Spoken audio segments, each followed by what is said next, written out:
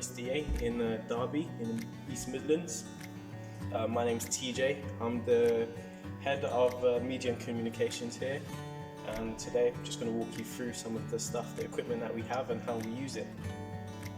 In our church we're running the Behringer X32 mixer. It's a 32 channel mixer, which means I have 32 inputs to this channel, actually more, but 32 XLR inputs. And to mention, it's a digital mixer, which gives us a lot of flexibility when it comes to routing and sending our information, our data, our music different places. We use it in conjunction with I think it's the S32 stage box.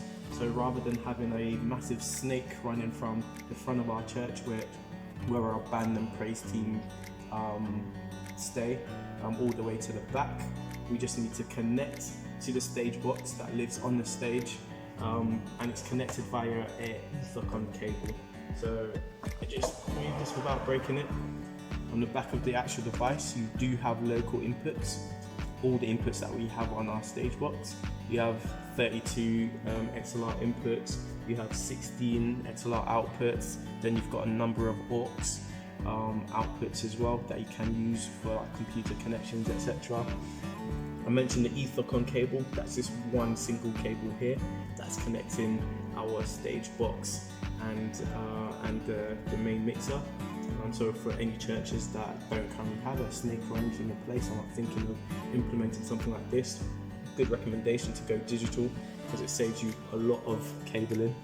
And then we can connect it on the network, which allows us to control this whether it's via software on the laptop, tablet, phones, etc. It gives us that flexibility. And also you have what's called an I/O card.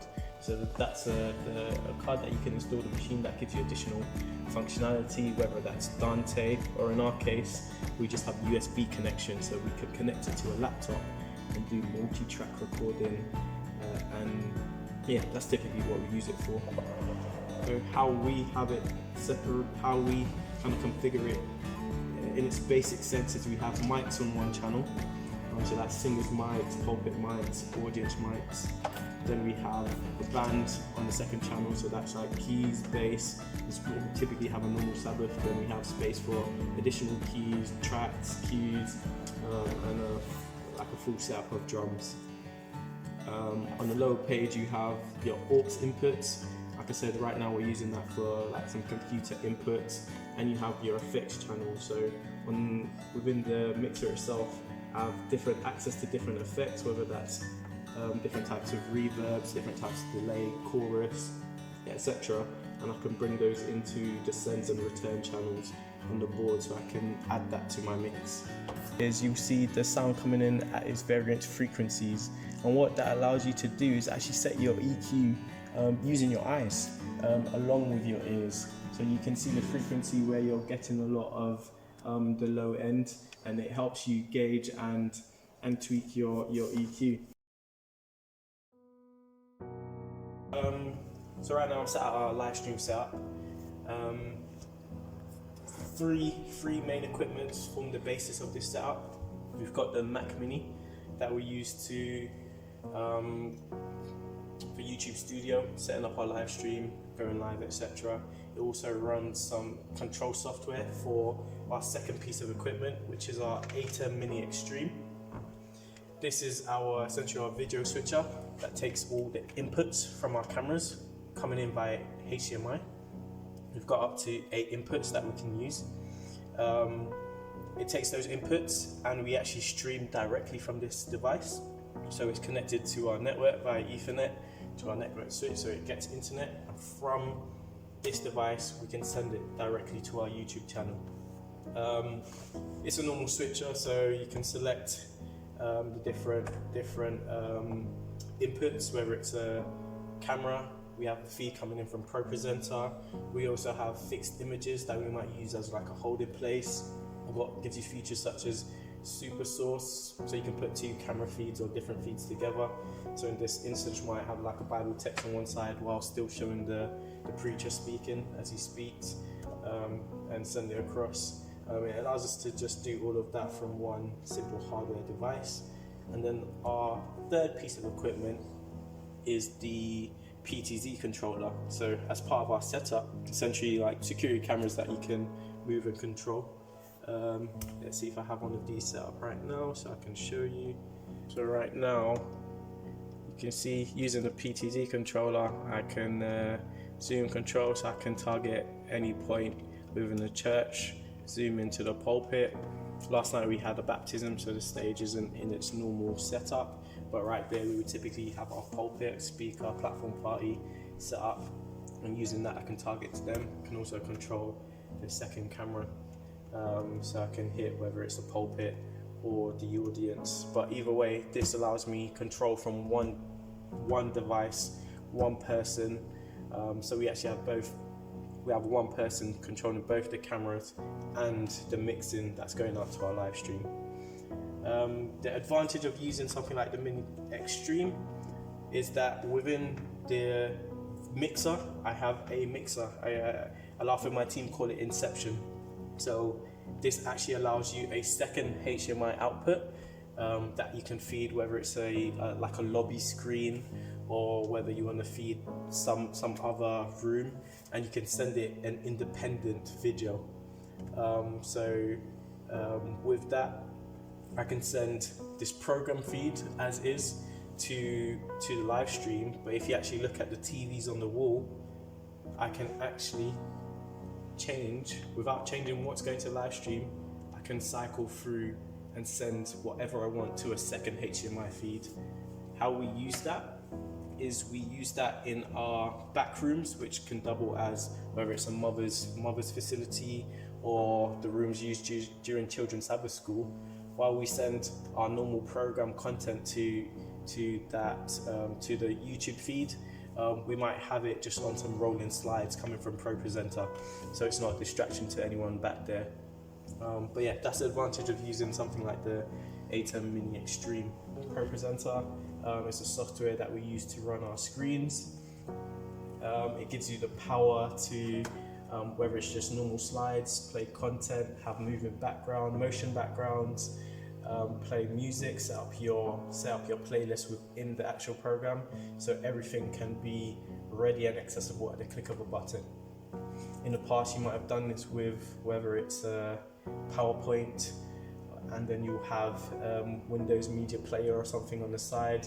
But using a software like this, it puts it all into one package, and it's just a lot more powerful. An added advantage of this is that you can send multiple screens from this one program to different places. A lot of churches, you will see this as having an audience screen. So that's where you show your songs, your Bible texts, etc.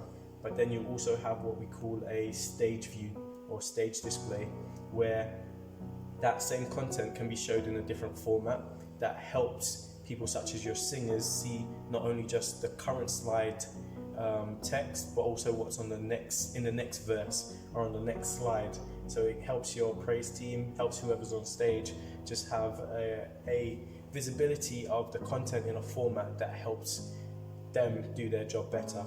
So whether it's a video playing in the audience, and on the stage display you can have a video with countdowns and timers, so that the person that's coming up next has a cue as to when they need to do their stuff. It allows flexibility such as showing the preacher a timer, countdowns, or anything that helps them better deliver their part of the service. We have a position for bass, so we have a DI box that they can plug into, and either out the back of their cab if they bring one, or they plug in and give them in-ears. And then we sometimes have a drum kit and we just mic up the drums and straight into the box. It's MK600, we use it for the audience mic. So when you're doing live stream, I think one of the number one improvements, easy improvements every church can make is literally just adding a mic to pick up the audience. The 8U rack unit, the bottom 4, I think it's the actual X32, this is an S32 rack, and then here we just have it to conceal a lot of the video equipment. And So I mentioned we've got the PoE switch that powers the cameras, PTZ cameras, that's what I'm looking for. Then we have just a number of, what are they called again, converters, SDI to HDMI converters, and the other way around. And we've got some splitters, so those two TVs are on a splitter. We have, you see this white box, we use this as a stage display. And we've got another one, so one's usually on the platform for the platform party, and then one's usually at the bottom, well, used to be at the bottom for like the praise team and that, but now they mainly use, we have the younger generation with the eyes use the one at the back. The older generation that complain it's too far use this one. So we've got just a standard power plug that runs the whole rack. We've got a Blackmagic Smart Video Hub 12x12 that allows, basically a video matrix allows to take 12 inputs and send those 12 outputs anywhere else and mix and match. Then we've got a Blackmagic Decklink Duo inside a Sonic Express case that connects with ProPresenter to give to output our videos where we want. That's SDI, so we need a couple SDI to HDMI converters and the other way as well. Then we've just got our normal network switch connected to our internet and a lot of our devices just to create a local area network to control the things. And then we have a Yamaha PX10 amp that feeds our 4 house speakers. Then we've got a loop system at the bottom.